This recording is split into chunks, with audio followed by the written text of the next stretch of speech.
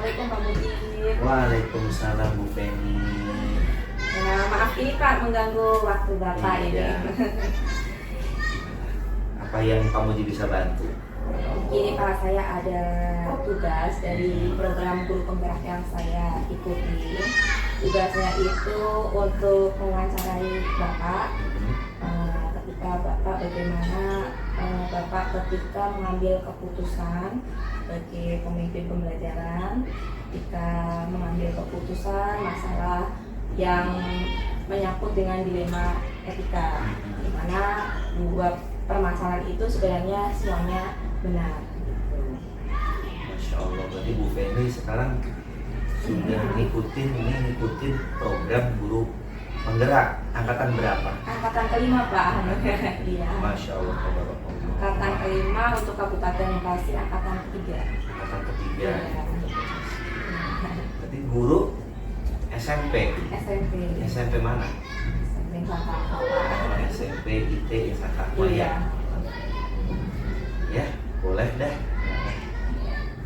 Ini sih Pak, saya mau menanyakan yang pertama. Jadi selama ini bagaimana Bapak dapat mengidentifikasi kasus-kasus yang merupakan dilema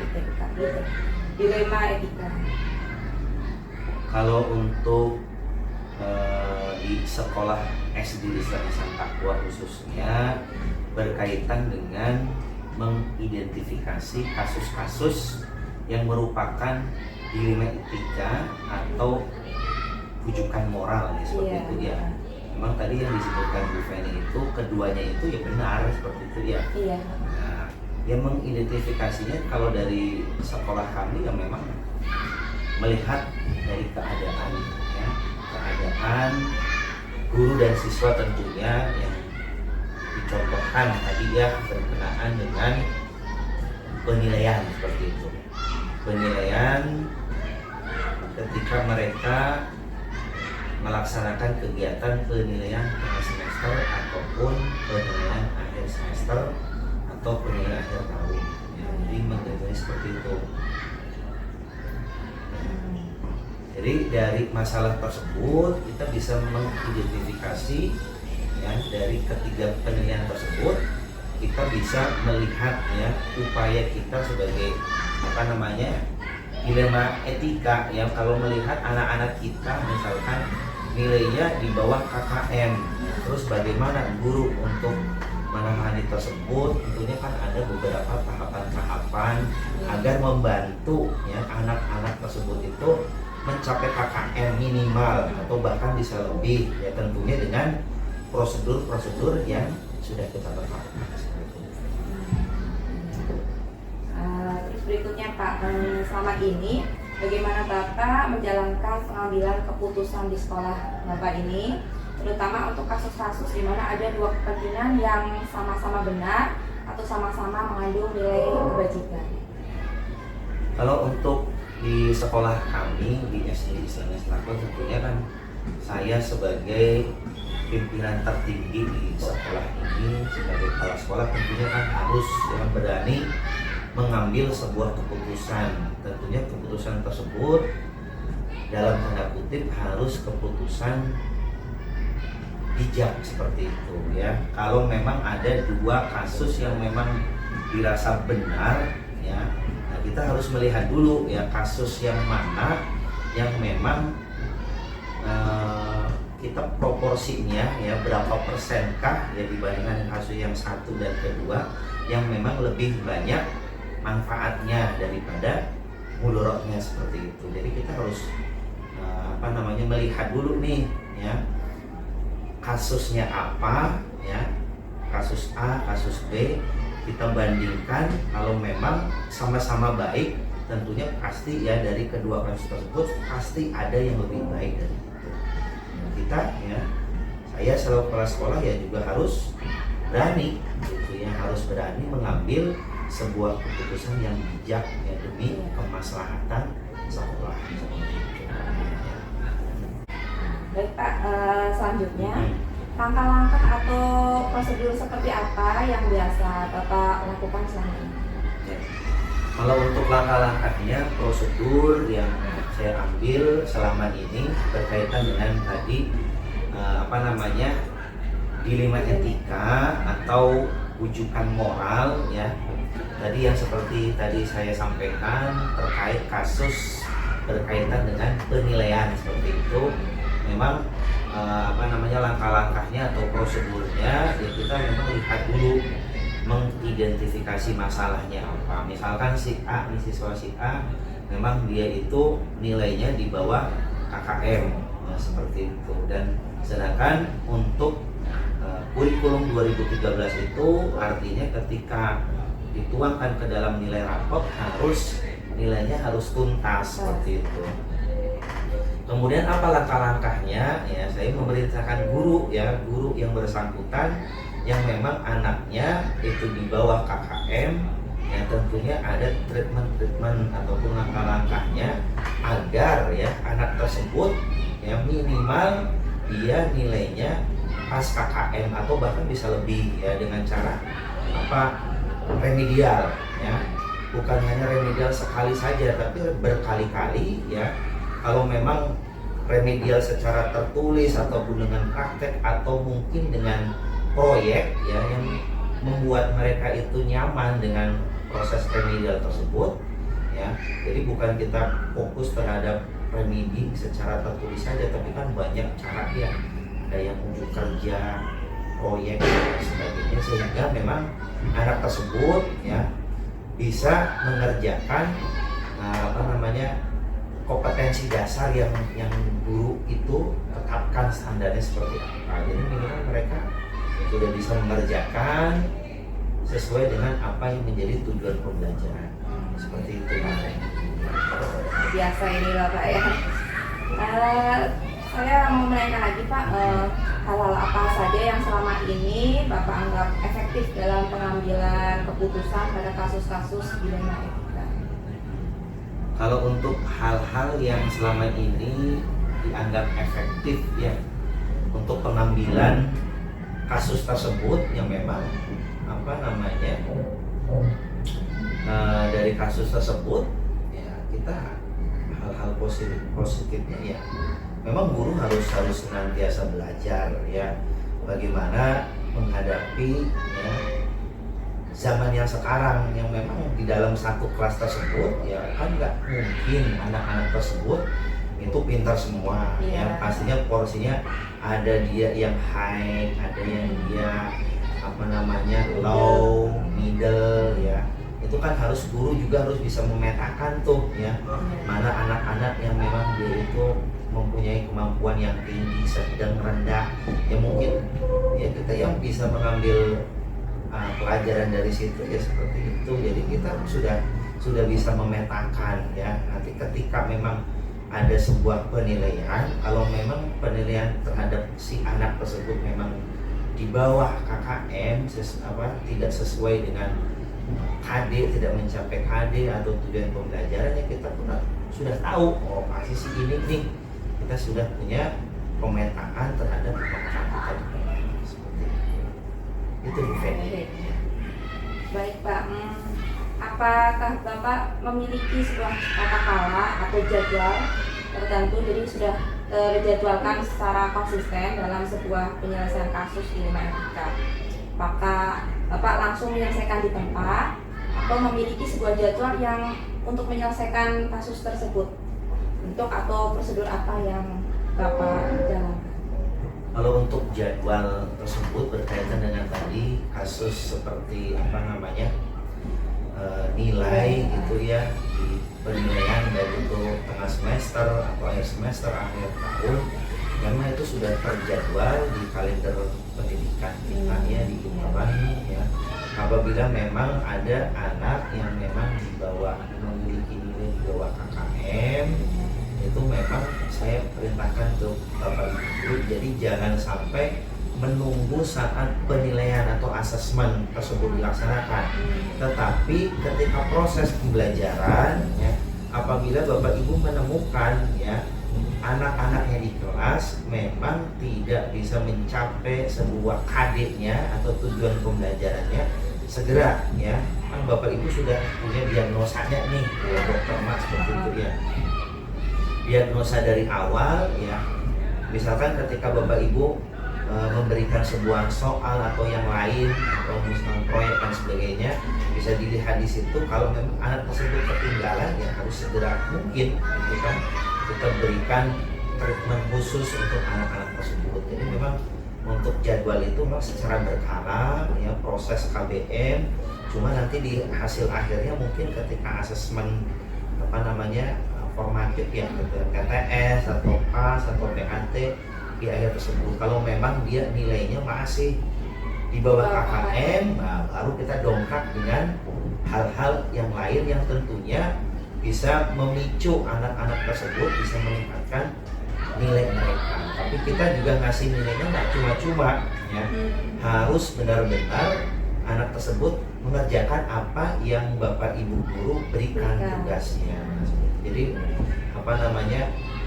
melatih anak-anak itu ya bisa bertanggung jawab ya. Kalau anak-anak tersebut mengerjakan tugasnya dengan penuh tanggung jawab, pasti mendapatkan hasil yang terbaik seperti itu. Jadi nilai didapatkan tidak cuma-cuma. Tapi untuk itu Bu Feni, jadi kita itu bukan hanya melihat hasil akhirnya saja nilai sebuah nilai, tapi kita melihat prosesnya. Ketika proses dapat nilai, tapi dari itu semua yang tidak kalah pentingnya tentunya adalah akhlaknya Bu. Bagaimana dia mendapatkan nilai itu, apakah dia memiliki perilaku adabnya sopan santunkah terhadap nilai tersebut ya, dalam prosesnya. Seperti itu Bu Feni. Luar biasa ini Pak. Selanjutnya Pak, ketika Bapak menjalankan tadi kasus tadi, menyelesaikan permasalahan tadi, adakah seseorang atau faktor-faktor apa yang selama ini mempermudah atau membantu Bapak dalam pengambilan keputusan kasus-kasus tersebut? Tentunya kan saya di sini kan tidak sendiri ya Bu ya, tidak sendiri dalam mengelola, memimpin sebuah sekolah. Tentunya di dalam organisasi tersebut pastinya kan ada struktural ya. Kepala sekolah memang jabatan yang paling tertinggi di sebuah sekolah ya. Tentunya kan ada pendamping-pendamping di bawahnya, ada wakil kepala sekolah ya, kemudian ada yang bidang-bidangnya ya. Tentunya kita terus ya, kalau disampaikan pertanyaan faktor yang mendukung itu siapa ya, semua elemen atau stakeholder dari sekolah tersebut gitu ya. Saya juga tidak bekerja sendiri, kita kan bekerja secara tim ya, wakasek, wali kelas dan lain sebagainya ya. Memang kita intens terus gitu kan. Selain kita melihat administrasi guru, kita pun sharing ya setiap 2 pekan sekali bagaimana keadaan kelasnya dan seperti apa untuk mencari sebuah penyelesaian masalah tersebut. Itu. Ini Pak, yang terakhir Pak, dari semua hal yang telah Bapak tadi sampaikan, pembelajaran apa yang dapat Bapak petik dari pengalaman Bapak mengambil keputusan di Lima Etika?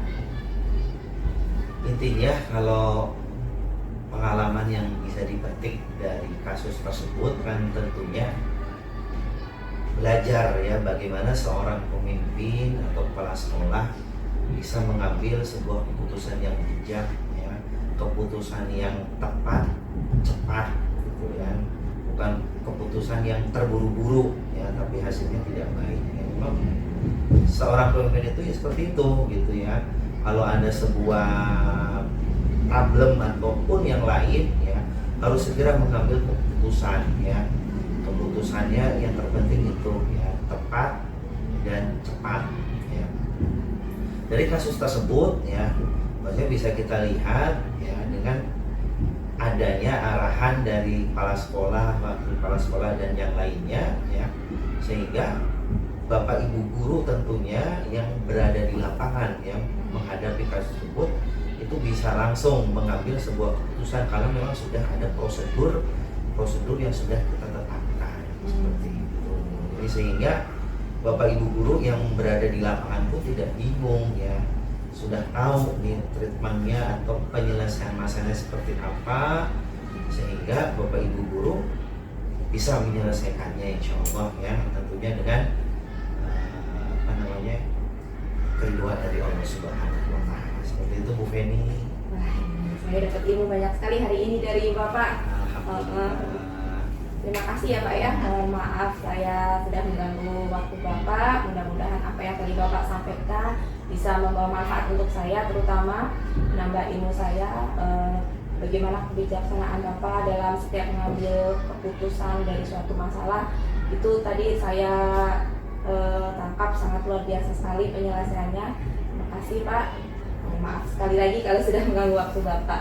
Sama-sama Bu Feni, semoga sukses terus. Amin. Terima kasih. Di dalam ini kan sebuah program bagus yang dicanangkan oleh Kemendikbudristek ya, jadi Mas Nadiem sendiri ya, Bu Feni sebagai guru yang dipilih sebagai guru penggerak ya, mudah-mudahan bisa melakukan sebuah perubahan ya di sekolah ibu yang sekarang ibu laksanakan ya.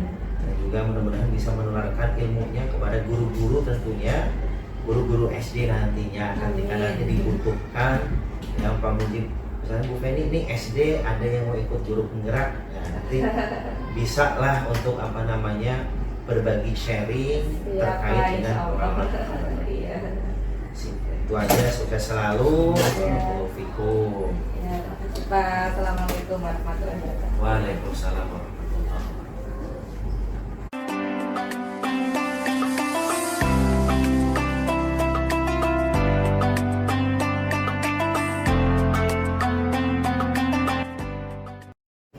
Assalamualaikum Bu Rosa. Waalaikumsalam warahmatullahi wabarakatuh. Maaf Bu, ini saya mengganggu waktu Ibu. Oh ya, Kesibukan Ibu, mohon maaf saya sedikit mengganggu waktunya. Ini saya ada tugas dari pendidikan guru penggerak yang saya ikuti. Ini tentang bagaimana kepemimpinan Ibu ketika mengambil suatu keputusan gitu. Ini tugasnya saya mewawancarai Ibu gitu. oh ya, Kita mulai saja ya Bu ya. boleh silakan. Apa yang ingin Ibu Feni ketahui?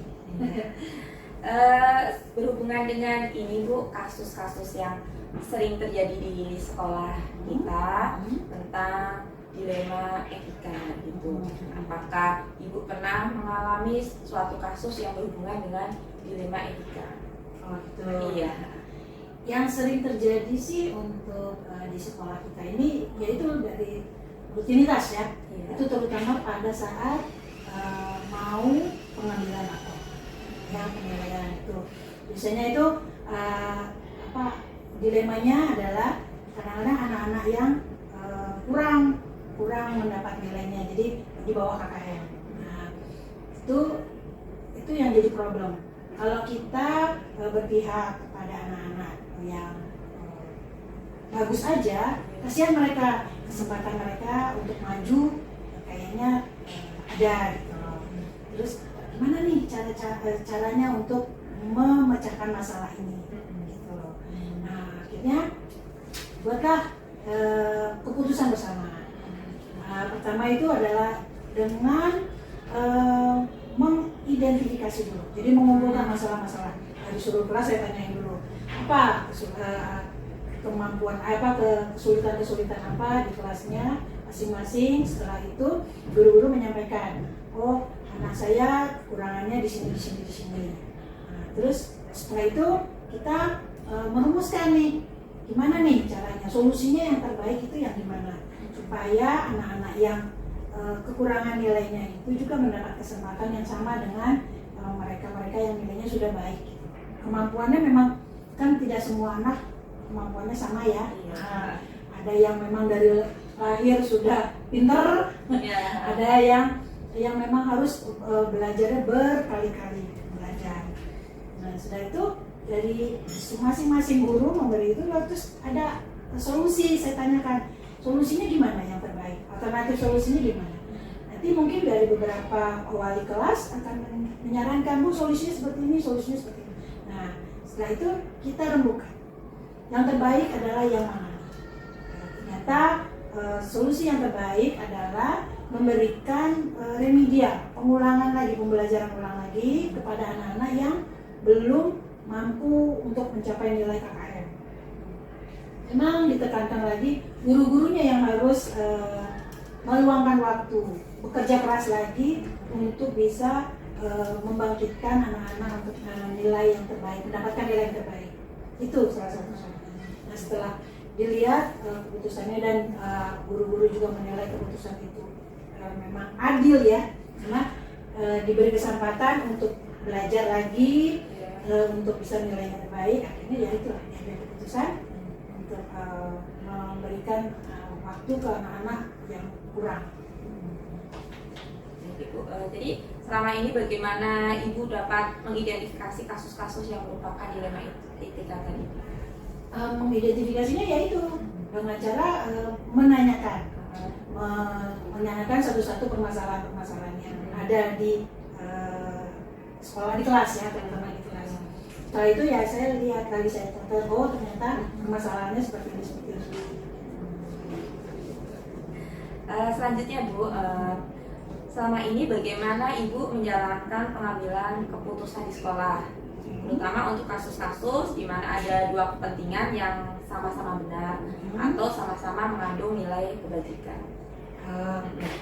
Pengambilan keputusan itu saya tidak sendiri ya, karena kebetulan di sekolah kita ini kita punya tim, ada tim kurikulum, ada tim kesiswaan gitu.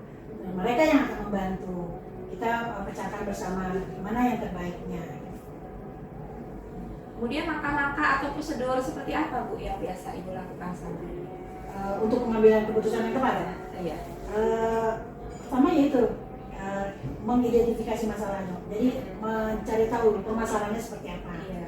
Kemudian saya kumpulkan informasinya seperti apa, dikumpulkan dulu, karena kalau tanpa mengumpulkan informasi nanti akan salah pengambilan keputusannya. Jadi makanya dikumpulkan dulu informasinya. Setelah dapat, saya langsung mencari solusi alternatifnya dengan tim. Saya jabarkan nih permasalahan seperti ini. Nanti tim kerjasama bekerja mencari solusi yang terbaik untuk pemecahan masalah itu. Setelah itu dipertimbangkan lagi, bukan langsung dibuat keputusan. Kita pertimbangkan lagi. Nih kalau kami keputusan ini nanti hasilnya seperti apa? Jangka panjangnya itu apa? Dampaknya ke anak-anak itu apa? Dampaknya ke orang tua apa? Dampaknya ke guru apa? Setelah diputuskan semuanya, diberikan bersama, baru diambil keputusan yang tepat. Baik Bu, kita lanjutkan ke yang berikutnya. Saya mau menanyakan tentang hal apa saja selama ini sudah Ibu anggap efektif dalam pengambilan keputusan pada kasus-kasus yang tadi dilema etika. Hal yang paling efektif itu adalah memang duduk bersama, ya, duduk bersama dengan tim, ya, itu keputusannya itu yang paling efektif. Sudah gitu juga kita harus pikirkan keputusan itu harus berpihak kepada murid, berpihak kepada tanggung jawab, ya, tanggung jawab. Sama satu lagi berpihak berdasarkan nilai-nilai kebijakan yang berpihak pada murid. Iya. Lebih ke nilai-nilai kebajikan. Kebajikan.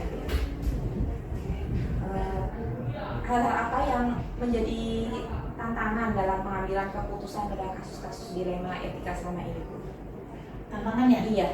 Tantangannya yaitu satu rasa kasihan gitu ya. Tantangannya itu. Jadi rasa kasihan, terus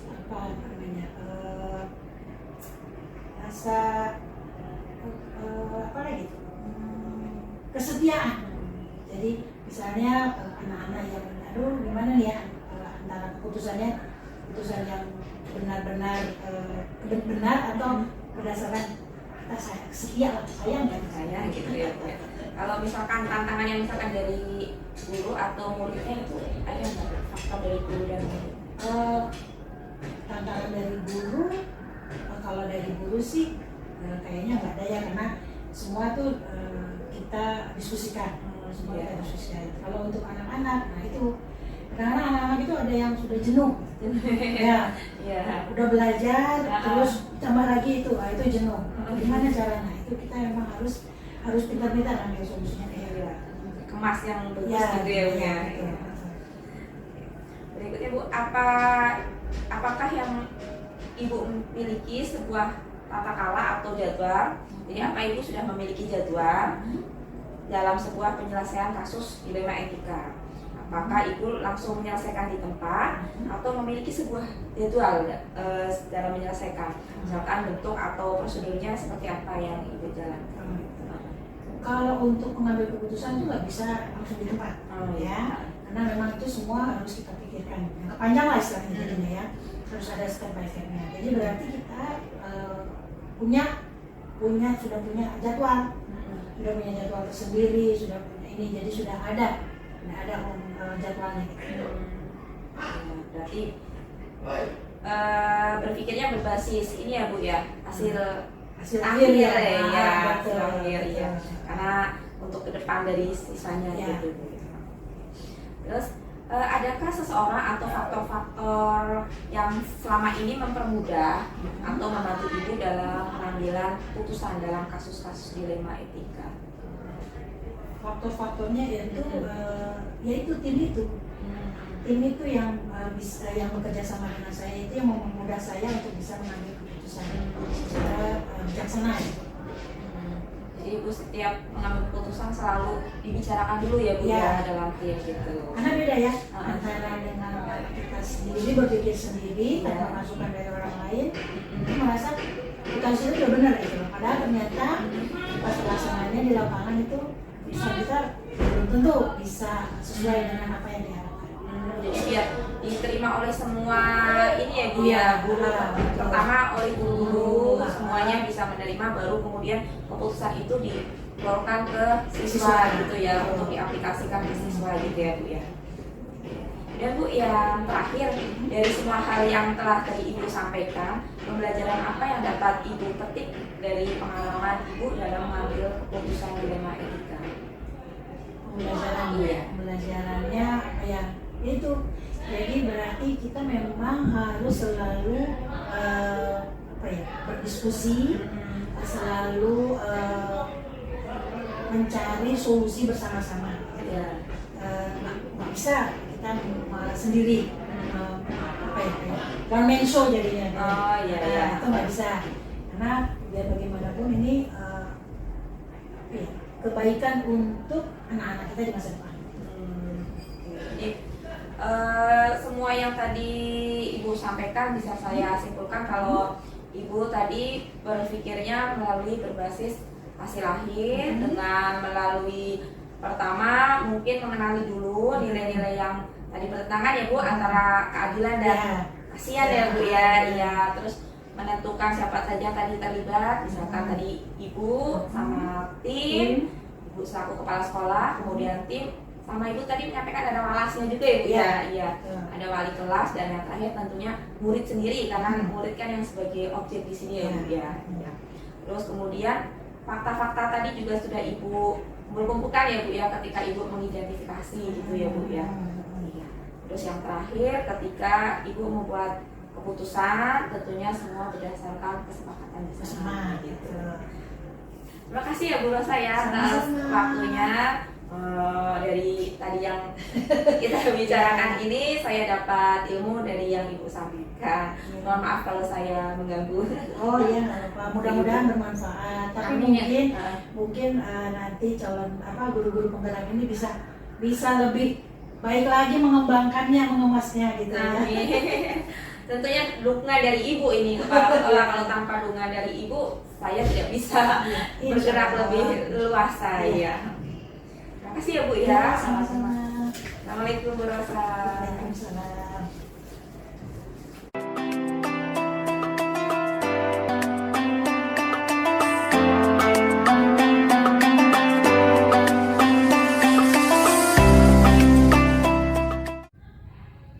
Assalamualaikum warahmatullahi wabarakatuh. Saya Kelly Oktaveni Haris Setiawati dari SMP Islam Terpadu Insan Takwa Cikarang CGP Angkatan 5 Kabupaten Bekasi. Pada kesempatan kali ini, saya akan melakukan analisis dan refleksi hasil wawancara saya dengan pimpinan sekolah saya, yaitu SMP Islam Terpadu Insan Taqwa Cikarang dan pimpinan SD Islam Insan Taqwa Cikarang. Berdasarkan hasil wawancara yang dilakukan oleh para pimpinan sekolah yang saya wawancarai, dalam pengambilan keputusan melalui tahap antara lain mengidentifikasi permasalahan, mencari penyebabnya, mengambil keputusan dengan berdiskusi dengan warga sekolah atau stakeholder, kemudian meminimalisir dampak negatif ketika sebuah keputusan diambil, dan yang terakhir, keputusan diambil secara objektif dan berkeadilan. Jika dibandingkan dengan yang saya pelajari di modul 3.1, para pimpinan sekolah yang saya wawancarai sudah menerapkan beberapa hal mengenai 4 paradigma, 3 prinsip, dan 9 langkah pengujian. Hanya saja belum semuanya dilakukan, terutama pada hal uji benar salah dan pada hal investigasi opsi trilema. Para pimpinan tersebut sudah menerapkan prinsip pengambilan keputusan, di mana keputusan yang diambil berbasis hasil akhir. Berdasarkan hasil wawancara, ada beberapa persamaan yang saya temui dari kedua pimpinan tersebut, yaitu pada tahap identifikasi permasalahan. Secara umum sama, yaitu melalui pengumpulan fakta-fakta dan pengambilan keputusan melalui alternatif solusi. Kemudian penyelesaian permasalahan dilakukan secara bertahap sehingga keputusan yang diambil tidak asal memutuskan saja, namun telah dipertimbangkan dengan matang melalui diskusi dengan wakil kepala sekolah dan para guru di sekolah tersebut. Rencana ke depan para pimpinan jika dihadapkan dengan masalah dilema etika adalah melalui analisa permasalahan secara runtut dan lengkap berdasarkan 4 paradigma, 3 prinsip, dan 9 langkah pengujian keputusan. Para pimpinan dapat mengukur efektivitas pengambilan keputusan mereka dengan cara melakukan uji benar salah, serta kemudian melakukan refleksi dan evaluasi ketercapaian keputusan yang diambil berdasarkan apa yang sudah berjalan dan masukan dari berbagai pihak terkait yang menjalankan keputusan tersebut.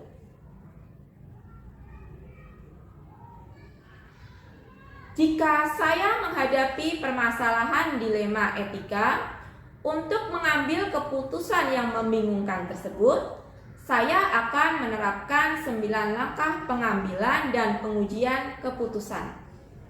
Mulai dari mengenali nilai-nilai yang bertentangan, menentukan siapa yang terlibat, mengumpulkan fakta-fakta yang relevan, melakukan uji benar salah, kemudian menguji paradigma benar lawan benar, melakukan prinsip penyelesaian dilema atau resolusi, kemudian melakukan investigasi opsi trilema, membuat keputusan, lalu yang terakhir merefleksikannya. Saya akan menerapkannya jika dihadapkan dengan masalah dilema etika atau bujukan moral. Jika rekan saya menemukan kasus tersebut, saya akan menawarkan bantuan kepada mereka.